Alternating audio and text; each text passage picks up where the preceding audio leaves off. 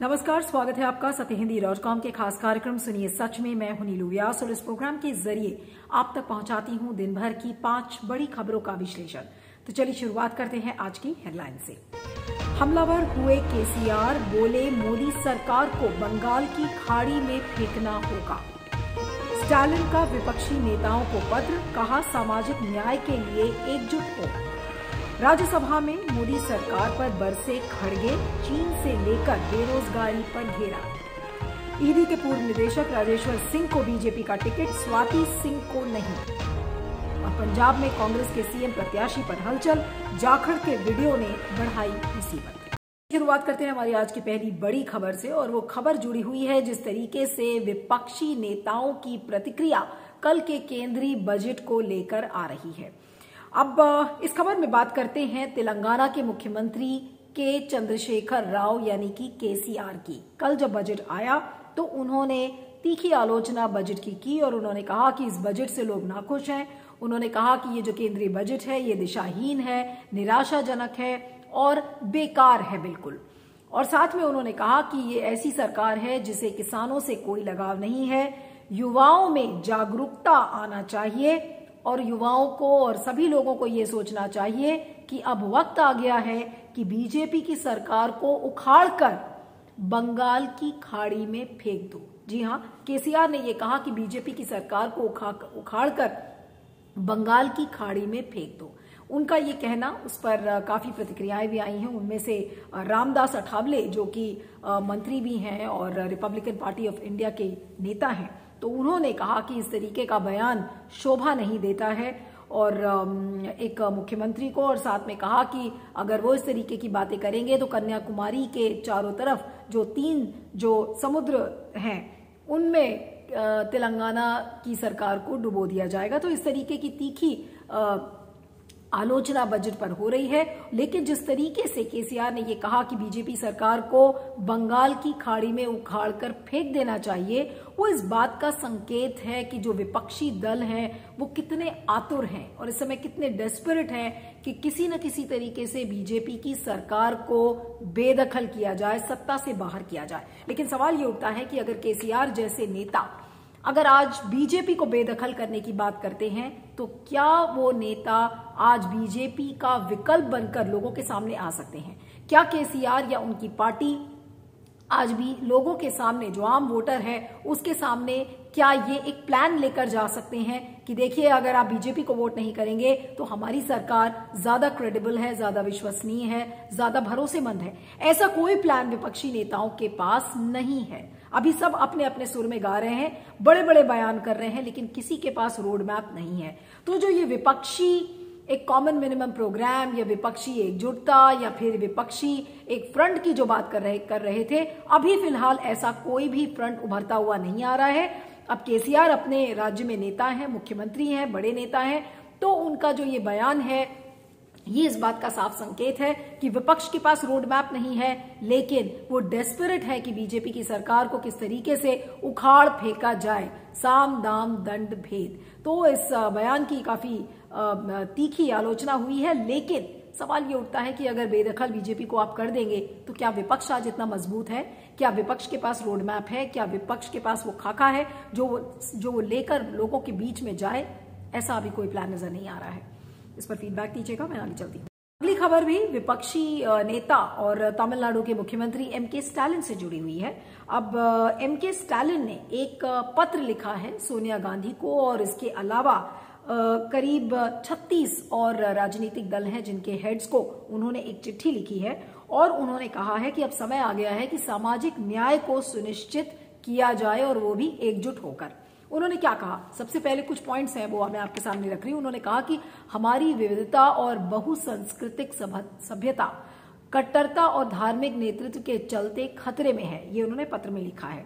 इसके अलावा उन्होंने कहा है कि अब इकट्ठा होने का वक्त आ चुका है, ठीक उसी तरीके से जैसे कि मंडल के समय में सारे राजनीतिक दल एकजुट हुए थे। और अब आपको याद दिला दें कि रिपब्लिक डे पे यानी कि गणतंत्र दिवस पर एमके स्टालिन ने एक बड़ा ऐलान किया था और उन्होंने कहा था कि all India federation for social justice वो बनाएंगे। तो ये इसी फ्रंट के मद्देनजर ये पत्र एमके स्टालिन ने लिखा है और उसमें ये भी कहा था कि जितने भी राज्य हैं वहां के वंचित वर्गों को इस फ्रंट का हिस्सा बनाया जाएगा, उसमें इनको शामिल किया जाएगा। साथ में स्टालिन ने ये भी कहा कि उन्हें देख के खुशी होती है कि जो द्रविडियन आंदोलन था उसके जो सामाजिक न्याय के जो बीज जो उसने बोए थे आज वो पूरे देश में अंकुरित हो गए हैं। तो ये सब तमाम बातें स्टालिन ने लिखी हैं और एक नए फ्रंट जिसकी वो बात कर रहे हैं, all India federation for social justice, तो वो एक बार फिर से दिखाता है कि स्टालिन अपनी तरफ से एक फ्रंट बनाने की कोशिश कर रहे हैं। सामाजिक न्याय उसका एक प्लैंक होगा, सामाजिक न्याय के आधार पर एक नया फ्रंट वो बनाना चाह रहे हैं। तो सवाल ये उठता है कि ये अलग अलग नेता, अगर आज केसीआर अलग सुर में बात कर रहे हैं, एमके स्टालिन एक फ्रंट की बात कर रहे हैं, उधर कांग्रेस एक फ्रंट की बात करती है, तृणमूल कांग्रेस अपने एक फ्रंट की बात करती है, तो ऐसे में विपक्षी दल सारे तितर बितर हैं। तो जनता क्या सोचेगी? जनता ये सोचेगी कि ये जो जितने विपक्षी दल हैं ये एकजुटता का नाटक करते हैं, इनके पास कोई क्लियर रोड मैप नहीं है और कोई विकल्प नहीं है, इसलिए वोट बीजेपी को दो। तो आज स्टालिन जैसे नेता पत्र लिखकर अभी ये कोशिशें कर रहे हैं। 2022 आ चुका है, 2024 में आम चुनाव है और 2 साल पहले भी विपक्ष एकजुट नहीं है, ना उसका कोई रोड मैप क्लियर नजर आ रहा है। विपक्ष क्या करेगा, किसी को इस पर भरोसा नहीं है। तो ऐसे में जनता क्या करेगी? जनता वापस बीजेपी को वोट करेगी, वापस शर्मा मोदी जी प्रधानमंत्री बनेंगे और देश पूरा तानाशाही की ओर चल पड़ेगा। तो ऐसे में विपक्ष की कहीं ना कहीं एक बहुत बड़ी कमी सामने आती है कि विपक्ष के पास न प्लान है, न एकजुटता करने का वो एक गोंद जिसे कहते हैं जो ग्लू, वो नहीं है कि कोई भी कोहेसिव प्लान इस समय विपक्ष के पास नहीं है। और इसके लिए दोषी कौन है? आज विपक्ष है इसके लिए दोषी कि विपक्ष आज क्यों इतना रीढ़ विहीन नजर आ रहा है। किसान आंदोलन के समय में और अभी जब पेगासस के मामले में हम एकजुटता के पैचेस देखते हैं, कभी मॉनसून सेशन में कभी कुछ, लेकिन अलग थलग पड़ा हुआ है पूरा विपक्ष। और एमके स्टालिन इस all India federation for social justice में वो कितने कामयाब होंगे इसको लेकर अभी नहीं कुछ कहा जा सकता है, क्योंकि अभी इसका कोई एक क्लियर प्लान नजर नहीं आ रहा है। इस पर फीडबैक दीजिएगा, मैं आगे चलती हूँ। करते हैं राज्यसभा के नेता विपक्ष की मल्लिकार्जुन खड़गे की। काफी आज सरकार पर वो हमलावर रहे और बजट की उन्होंने काफी आलोचना की। उन्होंने कहा कि 5 साल में केवल बजट ने कहा है कि 60 लाख वो नौकरियों का उन्होंने वायदा किया है, जबकि केंद्र सरकार में 9 लाख पद खाली हैं। आंकड़े देकर मल्लिकार्जुन खड़गे ने ये बात कही। उन्होंने कहा कि युवा संकट में है, कारखाने बंद हो चुके हैं, निवेश नहीं आ रहा है, सरकारी नौकरियां घट रही हैं। इन तमाम बातों को मल्लिकार्जुन खड़गे ने कहा। चीन का मुद्दा भी उठाया कि किस तरीके से चीन के लोग आकर भारत में घुसपैठ कर रहे हैं और भारत का प्रधानमंत्री कुछ नहीं बल्कि कुछ बिल्कुल चुप है। उसके अलावा उन्होंने शायरी के अंदाज में जो बातें कही वो वाकई बीजेपी की जो जिम्मेदारी है, जो अकाउंटेबिलिटी है, जो फिक्स करनी चाहिए, उन्होंने अपनी शेर और शायरी से बीजेपी को एक सुई की तरह चुभन दी है। उससे बीजेपी काफी तिलमिलाई हुई होगी। लेकिन सुनते हैं कि क्या कहा खड़गे साहब ने। खड़गे ने यह कहा कि लश्कर भी तुम्हारा, सरदार तुम्हारा, तुम झूठ को सच लिख दो, अखबार तुम्हारा। इस दौर के फरियादी जाएं तो जाएं कहां, सरकार भी तुम्हारा, दरबार भी तुम्हारा। और उसके बाद लास्ट में उन्होंने कहा, जो दे रहे हैं फल तुम्हें पके पकाए, जो दे रहे हैं पेड़ तुम्हें लगे लगाए। तो ये बात उन्होंने शेर व शायरी में कही। और उसके बाद उन्होंने कहा कि जो IIT, ITI, पॉलिटेक्निक ये सब हमने लगाए थे, हमें हाकिम की फकीरी पर तरस आता है। जो गरीबों से पसीने कमाई मांगे, जुबा तो खोल, नजर तो मिला, जवाब तो दो। मैं कितनी बार लुटा, इसका तो हिसाब दो। यानी कि बीजेपी की वो अकाउंटेबिलिटी फिक्स कर रहे हैं कि जो पुरानी उपलब्धियां थी कांग्रेस की, उनको बीजेपी अपना बनाकर और उसको पेश करने की कोशिश कर रही है। क्या बीजेपी इतनी बैंकरप्ट हो गई है, आइडियाज उसके पास नहीं है? आखिर उसका कोई हिसाब तो दे, सरकार की अकाउंटेबिलिटी तो फिक्स हो, सरकार से सवाल तो पूछे जाएं। तो इसमें उन्होंने सबको आड़े हाथों लिया। मीडिया, दरबार, सब कुछ बीजेपी के लिए लगा हुआ है और पके पकाए फल बीजेपी को मिल रहे हैं। इसलिए बीजेपी चारों तरफ नजर आ रही है। एक बहुत ही तीखी टिप्पणी उन्होंने खड़गे ने की थी। लेकिन सवाल यह है कि इससे फर्क क्या पड़ता है? कौन इसे सुन रहा है, कौन इसे दिखा रहा है? अगर मीडिया पर तीखी टिप्पणी की गई है तो मीडिया क्या इसे वाकई में से डिस्कस करेगा? क्या मीडिया इस बात पर जोर डालेगा कि खरगे ने क्या कहा और सरकार से जवाबदेही मांगी जाए, सरकार से सवाल पूछे जाएं? कितने मीडिया संस्थान आज इस चीज को करेंगे? और जो इंस्टीट्यूशंस की तबाही बीजेपी सरकार में हुई है, आज उसके लिए कौन जिम्मेदार है? ये सारी बातें जो खरगे ने उठाई हैं वो वाकई में जोर शोर से कही जा रही हैं। जैसे रोजगार का भी मुद्दा था, खरगे ने कहा कि 2 करोड़ रोजगार का वायदा दिया गया था और 12 साल में सबसे ऊंची महंगाई बीजेपी के दौर में नजर आ रही है। लेकिन क्या ये सवाल उठाए जा रहे हैं? बीजेपी इस पर चुप है। बीजेपी ये कहती है नहीं, सब कुछ अच्छा है, सब कुछ चंगा है, सब कुछ बढ़िया चल रहा है। और अब 25 साल का जुमला यानी कि अमृत काल की बात करी जा रही है कि जो वायदे हम अभी तक नहीं पूरे कर पाए उसको आप भूल जाइए, अब अगले 25 साल में वो वायदे हम पूरे करेंगे। यानी कि बीजेपी झांसा देने की कोशिश कर रही है और खरगे लोगों का ध्यान अपने शेरो शायरी से उस चीज पर लगा रहे हैं कि देखिए, बीजेपी की जवाबदेही यहां पर तय करना सदन के अंदर, सदन के बाहर जरूरी हो गया है। इस पर फीडबैक दीजिएगा, मैं आगे चलती हूँ। बात करते हैं उत्तर प्रदेश चुनाव की, जहां पर आज हम बात करेंगे लखनऊ के सरोजनी नगर विधानसभा सीट की, जो कि एक हॉट सीट बन गया है।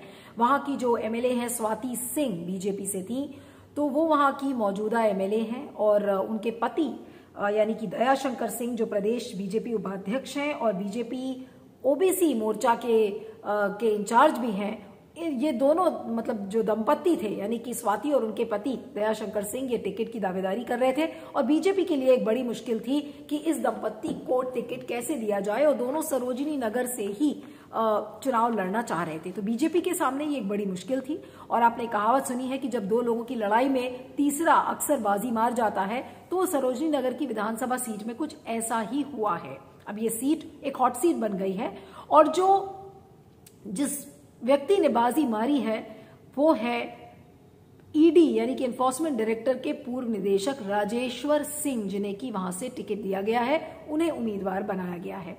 अब आपको बता दें कि बीजेपी की एक बड़ी चुनौती थी कि एक दंपत्ति को और दोनों हस्बैंड वाइफ को आप एक ही सीट से कैसे टिकट दे सकती हैं। और आपको बता दें कि 2017 में बीएसपी ने यानी कि बहुजन समाज पार्टी ने स्वाति सिंह और उनकी बेटी के बारे में अनाप शनाप कहा था। उसके बाद बीजेपी ने उनको टिकट दिया, स्वाति ने बीजेपी को चुनाव जितवाया वहां से। उसके बाद दयाशंकर सिंह का निलंबन भी वापस लिया गया और लेकिन 2 महीने के अंदर स्वाति जब मंत्री बनी तो वो विवादों के घेरे में आ गई। पहला तो जो था वो बियर बार के लॉन्च का मामला था, उसके बाद 100 रुपए बांटने का उन पर आरोप लगाया गया। यहां तक कि अभी उनकी दावेदारी जो टिकट की थी उसके पहले पोस्टर्स और बैनर्स छप गए थे जिस पर स्वाति सिंह और दयाशंकर सिंह के फोटो तक लगे हुए थे। तो आप सोच सकते हैं कि कितना अपमानजनक होगा और कितना अपमान का घूंट उनको पीना पड़ा होगा जब आज उन्हें ये पता चला होगा कि इस दंपत्ति को टिकट नहीं दिया है बल्कि पूर्व डायरेक्टर राजेश्वर सिंह को टिकट दी गई है। और ईडी के डायरेक्टर को टिकट देने का क्या तुक है? क्या जो छापेमारी हुई थी अभी विपक्षी लीडर्स की, तो क्या उसमें राजेश्वर सिंह ने सक्रिय भूमिका निभाई? ईडी के अफसर भी अब राजनीति में एक अवसर तलाश रहे हैं, ये इसका सीधा साधा एग्जाम्पल है। और बीजेपी किस तरीके से ऐसे लोगों पर मेहरबान रहती है, ये भी इसका सीधा साधा एग्जाम्पल है कि आपने ओबीसी मोर्चा के जो दयाशंकर सिंह हैं उनको किनारे किया, यानी कि ओबीसी के जो इंचार्ज हैं उन्हें आपने नजरअंदाज कर दिया, नाराज भी कर दिया और टिकट आपने ईडी के पूर्व डायरेक्टर राजेश्वर सिंह को दिया है। अब राजेश्वर सिंह चुनाव क्या बीजेपी को जिता पाएंगे? ये एक बड़ी मुश्किल सवाल है। लेकिन किस तरीके से केंद्रीय जांच एजेंसी के जो अफसर हैं उन्हें एक राजनीति में मौका मिलेगा तो फिर वो क्यों नहीं सरकार के तलवे चाटेंगे, वो क्यों नहीं वही काम करेंगे जो सरकार कहेगी उनसे करने के लिए। तो ऐसे में सरकार और केंद्रीय जांच एजेंसी की स्वायत्तता पे आज बहुत बड़ा सवाल खड़ा होता है और दूसरी तरफ बीजेपी किस तरीके से ओबीसी को नजरअंदाज कर रही है। वैसे में दयाशंकर सिंह और स्वाति सिंह जैसे नेता क्या बीजेपी की मुश्किलें नहीं बढ़ाएंगे? क्या वो जो रिबेल्स नेता हैं, जो बागी नेता हैं, उनमें क्या उनकी लिस्ट में शामिल नहीं हो जाएंगे? बीजेपी की जो दावेदारी है और बीजेपी की जीत पर भी यहाँ पर बड़े प्रश्न चिन्ह खड़े हो रहे हैं कि स्वाति सिंह और दयाशंकर सिंह बीजेपी के खिलाफ अपना काम करें। बहरहाल जो सरोजनी नगर की सीट है वो एक हॉट सीट है और सारी आंखें अब गड़ी होंगी कि राजेश्वर सिंह जो ईडी के पूर्व डायरेक्टर है वो क्या करते हैं, ऐसा कौन सा जादू का पिटारा वो खोलेंगे जिससे कि बीजेपी की जीत वहां पर सुनिश्चित हो जाए। इस पर फीडबैक दीजिएगा, मैं आगे चलती हूँ। बात करते हैं पंजाब चुनाव के हलचल की। जी हाँ, अभी अगर आपने पंजाब कांग्रेस की बात देखी हो तो अभी भी वहां के पंजाब कांग्रेस का सीएम चेहरा कौन होगा उसकी घोषणा नहीं हुई है। 27 जनवरी को जब राहुल गांधी जालंधर में थे, उन्होंने एक वर्चुअल रैली की थी, तो उसमें उन्होंने कहा था कि कांग्रेस पार्टी अब जल्द से जल्द सीएम के चेहरे की घोषणा करेगा। अब अटकलें लगाई जा रही हैं कि शायद आज नहीं तो कल राहुल गांधी इस बात की घोषणा करेंगे, लेकिन उसके पहले एक अजीब सा विवाद खड़ा हो गया है, क्योंकि जो प्रदेश कांग्रेस के पूर्व प्रमुख है सुनील जाखड़, उनका एक नया बयान सामने आया है जो विवादों से घिरा हुआ है। और उन्होंने अपने उस वीडियो में दावा किया है कि अमरिंदर सिंह ने जब अपना पद छोड़ा था तो उसके बाद 79 एमएलएज में से 42 एमएलएज ये चाहते थे कि सुनील जाखड़ ही सीएम बने और केवल 2 लोग चाहते थे कि चन्नी मुख्यमंत्री बने। अब सुनील जाखड़ ने ये बात अबोहर के एक जनसभा में संबोधित वो कर रहे थे और वहां का ये जो वीडियो है ये काफी वायरल हुआ है।